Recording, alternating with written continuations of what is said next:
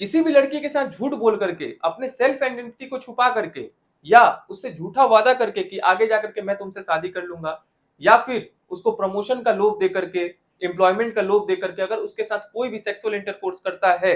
तो अब इस प्रावधान के अनुसार वो इंसान 10 साल तक के सजा का हकदार होगा। जैसा कि मैंने आप लोगों को अपने पिछले वीडियो में बताया था कि जो हमारा मानसून सेशन है वो अब लगभग समझिए खत्म होने वाला था। उससे पहले हमारे जो होम मिनिस्टर साहब है उन्होंने 3 बिल को इंट्रोड्यूस किया है लोकसभा में, जो कि समझिए कि 150 साल पुराना जो ब्रिटिशर्स का समय से जो चला हुआ कानून आ रहा था उसको वो रिप्लेस कर देगा। और उसमें नए नए जो लॉज हैं, नए मतलब बहुत सारा अमेंडमेंट किया गया, बहुत सारा जो पहले का प्रोविजन था उसमें अमेंडमेंट देखने के लिए मिला, नए नए लॉज को भी और भी लॉज को इंट्रोड्यूस किया गया, जो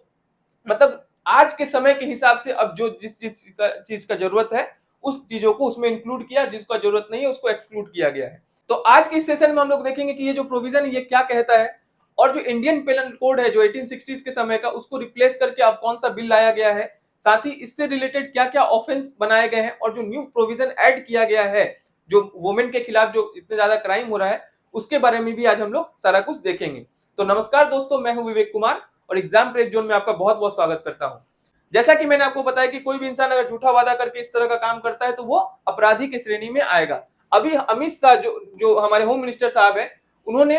भारतीय न्याय संहिता यानी इंडियन पेनल कोड जो 1860s का समय का ये ब्रिटिशर्स का बनाया हुआ कानून था उसको रिप्लेस करके भारतीय न्याय संहिता बिल 2023 को लाया है। इसमें उन्होंने बताया कि जो और मतलब कि जो औरत है, जो महिलाएं हैं, उनके खिलाफ जो इतना ज्यादा क्राइम हम लोग को देखने के मिल रहा है हमारी सोसाइटी में, उसको इन्होंने स्पेशल फोकस में रखा है। और उसी से रिलेटेड ये फॉर द फर्स्ट टाइम इस तरह का प्रोविजन हमारे जो लॉज है उसमें इंक्लूड किया गया कि अगर कोई भी इंसान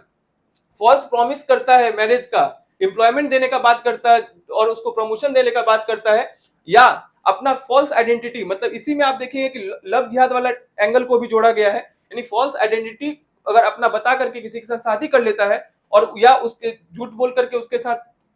फॉल्स प्रॉमिस करके उसके साथ सेक्सुअल इंटरकोर्स करता है तो उसको 10 साल तक का सजा हो सकता है। देखिए ऐसा नहीं है कि इससे पहले इस तरह का जो केस है या इस तरह का जो अपराध है वो सामने निकल के नहीं आया, लेकिन क्योंकि पार्लियामेंट का काम है देश में लॉज को बनाना और जुडिशरी का काम है कि जो भी लॉज पार्लियामेंट के द्वारा बनता है उसके अकॉर्डिंग वो उसको सजा सुनाता है। तो इस तरह का मतलब कि पूरा स्पेसिफिक तरीके से हमारे मतलब लॉज में इस तरह का कोई भी प्रोविजन नहीं था। हालांकि इससे पहले जब भी सुप्रीम कोर्ट या हमारे जो कोर्ट्स के पास इस तरह का केस आया है तो उन्होंने अलग अलग तरीके से उसके ऊपर सुनवाई की है और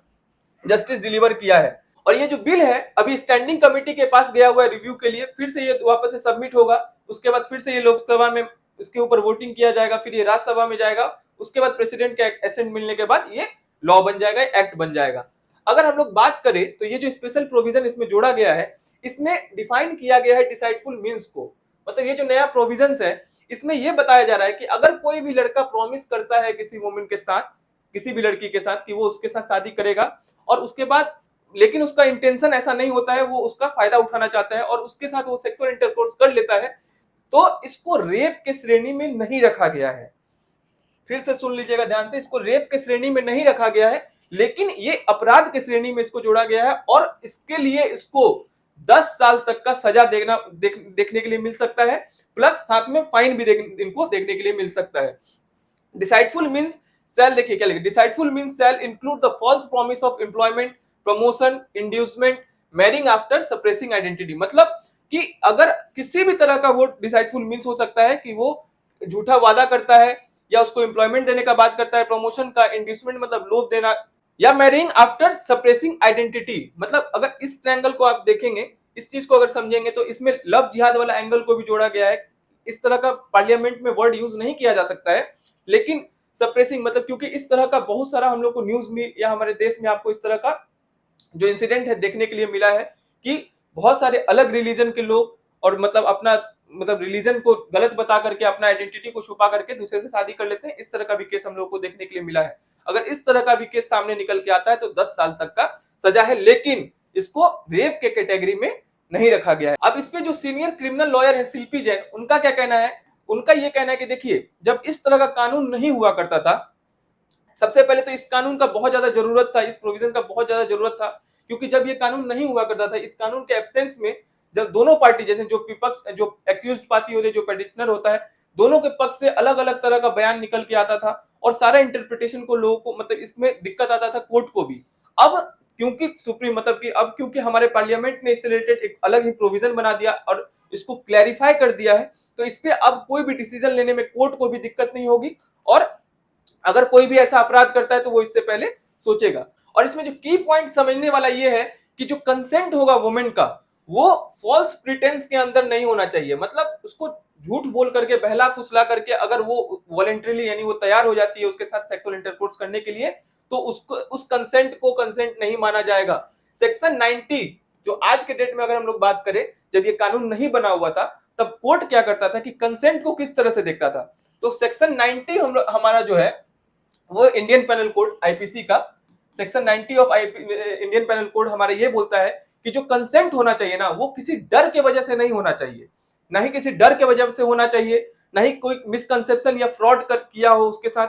इस तरह का कंसेंट नहीं होना चाहिए। या जो लड़की होनी चाहिए वो अनसाउंड माइंड की नहीं होनी चाहिए, या इंटॉक्सिकेटेड नहीं होनी चाहिए, यानी जो लड़की है वो नशे के हालत में नहीं होनी चाहिए, और जो लड़की है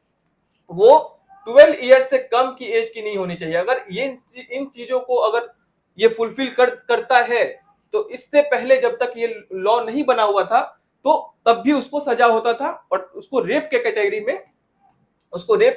में माना जाता था। अगर हम लोग आगे बात करें तो शिल्पी जैन का ये भी कहना है कि जो ये फॉल्स प्रॉमिस ऑफ मैरिज है और जो एम्प्लॉयमेंट का है, इसको एक तरह से नहीं देखा जा सकता है। देखिए, अगर कोई किसी से प्यार करता है या ऐसा झूठा वादा करता है कि वो इससे प्यार करता है, तो वो जो अगर उसके साथ वो मान लीजिए कि कोई जो लड़की है उसके साथ वो सेक्सुअल इंटरेक्शन कर लेती है, इंटरकोर्स कर लेती है, तो उसको अलग तरीके से देखा जाएगा। क्योंकि इस सिचुएशन में जो सेक्स होगा वो बेस्ड ऑन लव होगा और ट्रस्ट होगा, मतलब एक दूसरे पे भरोसा है, उससे प्यार है, इस बेसिस पे उन लोगों ने इस तरह का काम किया। लेकिन जो प्रॉमिस ऑफ एम्प्लॉयमेंट है और जो प्रमोशन बेनिफिट का बात किया जा रहा है, वहां पर तो वुमेन एक्सेप्ट कर रही है ना, वहां पे तो लड़की खुद एक्सेप्ट कर रही है कि अगर तुम मेरा प्रमोशन करा देते हो या मेरा तुम एम्प्लॉयमेंट लगवा देते हो तो उसके बदले में रिटर्न में मैं तुम्हें सेक्स करने दूंगी। तो इसी बात को उन लोगों ने, यानी उन्होंने कहा कि ये तो एक म्यूचुअल बेनिफिट का बात हो गया, यहाँ पे दोनों म्यूचुअल बेनिफिट का बात करिए। तो इस तरह का जो जो अगर एम्प्लॉयमेंट का बात करके, प्रमोशन का बात करके अगर सेक्स कोई करने देता है या अगर उस चीज में इंडल्ज होता है, तो इसको डिसाइडफुल मीन्स या फॉल्स प्रॉमिस के अंदर नहीं कैटेगरी, मतलब इसको नहीं लाना चाहिए। ये अपना बात रखी है। और अभी देखिए, मैंने जैसा बताया ये अभी बिल है, अभी ये इसमें बहुत चीज हो सकता है कि करेक्शन किया जाए या जो है वो एज इट इज आ जाएगा। अभी जैसा जब ये एक्ट फाइनली बन जाएगा, इसके ऊपर वोटिंग हो जाएगा, तब इसको माना जाएगा क्या क्या है। लेकिन अभी के टाइम में जो जो बातें निकल के आई है, उसको मैंने सोचा कि आपके सामने बताया जाए, उसको जानना जरूरी भी है। शाह ने, मतलब अमित शाह ने ये कहा है, जो हमारे होम मिनिस्टर साहब है, उन्होंने कहा कि जो चेंजेस है, देखिए जो कानून है वो बहुत पुराना हो चुका है, मतलब 150 साल पहले से कानून चलते आ रहा है और अब समय, मतलब कि आज का समय के हिसाब से अब कानून को उसको चेंज करने की भी जरूरत है। और उनका ये कहना है कि ये जो कानून जो मैंने मतलब ये जो कानून लाया जा रहा है, इसके वजह से मतलब सबको जस्टिस और जल्दी मिल पाएगा, क्योंकि हर चीज क्लियर रहेगा, उसको जस्टिस जल्दी मिल पाएगा। हमारा जो लीगल सिस्टम है, जो जुडिशियरी, वो अच्छे से काम कर पाएगा और जो आज का नीड और एस्पिरेशन है उसके हिसाब से हम लोग काम कर पाएंगे। अगर हम लोग बात करें तो गैंग रेप का अगर कोई भी इस तरह के मतलब इस चीज में अगर इंडल्ज में पाया जाता है तो उसको 20 साल तक का सजा है, कम से कम 20 साल तक का सजा है, लाइफ इंप्रिजनमेंट भी हो सकता है या डेथ का भी सजा सुनाया जाने का बात किया गया है इसमें। अगर कोई लड़की 18 ईयर्स से कम की एज की है, अगर उसके साथ अगर रेप किया जाता है तो उसका पनिशमेंट डायरेक्ट समझिए कि डेथ का पनिशमेंट उसको मिलेगा।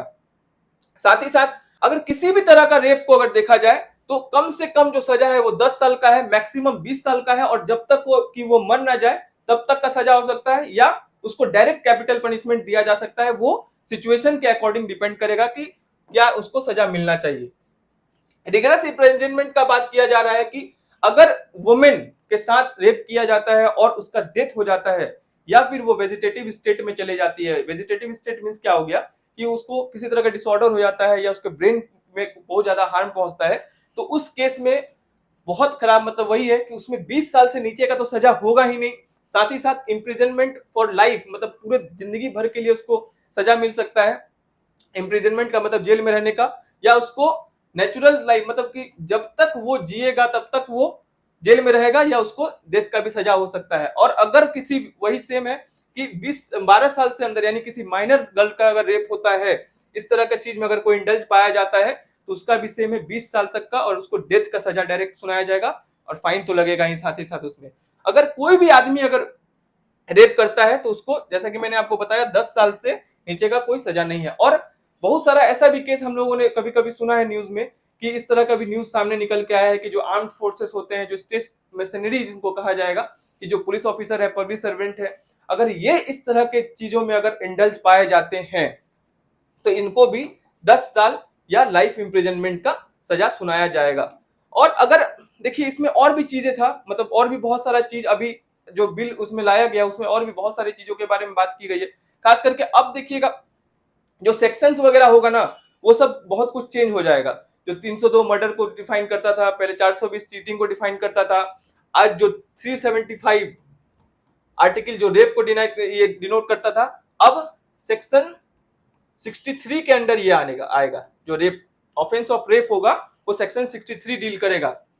सेक्शन 375 से एक चीज और मैं आपको बता दूं कि ये पहले रेप से जो डील करता था, ऑफेंस ऑफ रेप से रिलेटेड, और जो मैरिटल रेप के बारे में, मतलब इस तरह का भी इश्यू बहुत ज्यादा हमारे देश में देखने के लिए मिला कि अगर कोई पति पत्नी शादीशुदा है,